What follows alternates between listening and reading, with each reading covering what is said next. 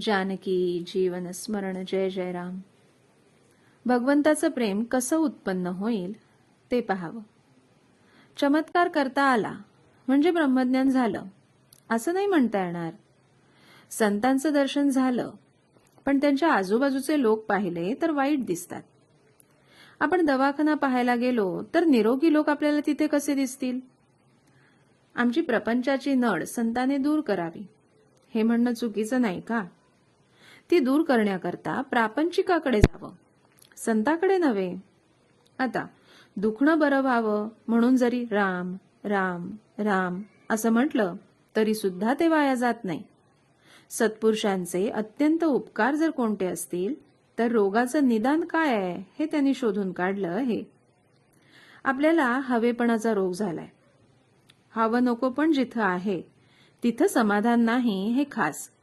आपल्या भजन पूजनाचा हेतू कोणता असेल तो समजून भजन पूजन करा म्हणजे झालं.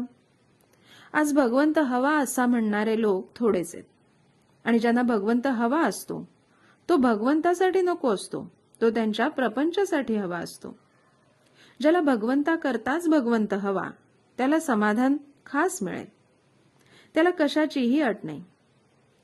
त्याला वयाची मर्यादा नाही, विद्येची नाही, बुद्धीची नाही, पैशाची नाही, कशाचीही नाही. तळमळीची मर्यादा आहे. खरोखर परमार्थ हा अनुमानाचा नाही. आपण नुसतं बोलतो, कृती काहीच करत नाही म्हणून तो आपल्या आवाक्या बाहेर आहे असं आपल्याला वाटतं. न करायला सबबी पुष्कळ सांगता येतात. अर्जुनाला भगवंतांनी युद्धाला उभा राहा म्हणून सांगितलं. अर्जुन सबबी सांगू लागला. देवाला फार वाईट वाटलं. देहबुद्धीमुळे अभिमानामुळे भगवंताच्या आज्ञेला सबबी येतात. व्यवहारात सबबी सांगण्याची आम्हाला फार सवय झालीय. प्रयागला मुलगी आजारी पडली तर मनुष्य लगेच तिकडे जातो आणि काशीश जायचं योग येत नाही असं म्हणतो. आज्ञेला सबब सांगणं हे मोठं पाप आहे. एखाद्या सावकाराला सांगितलं की तुझ्या जवळचं सर्व काही देऊन टाक तर तो कदाचित देईलही, पण मी दिलं ही आठवण नाही जाणार त्याची. जो द्यायला सांगतो तोच देत असतो हे तो विसरतो. व्यापाराला स्वप्न व्यापाराचंच पडतं. त्याप्रमाणे आपण ज्याचा सहवास करावा त्याचं प्रेम येतं. भगवंताविषयी प्रेम कसं उत्पन्न होईल ते पाहावं. सहवासाने, निश्चयाने किंवा आपलेपणा विसरल्याने परमेश्वराचं प्रेम येतं. पुष्कळ दिवस एका घरात राहिल्यानं त्या घराविषयी नाही का आपल्याला प्रेम येत. मुंबईत राहणाऱ्याला मुंबई आवडते. याचं कारण सहवास.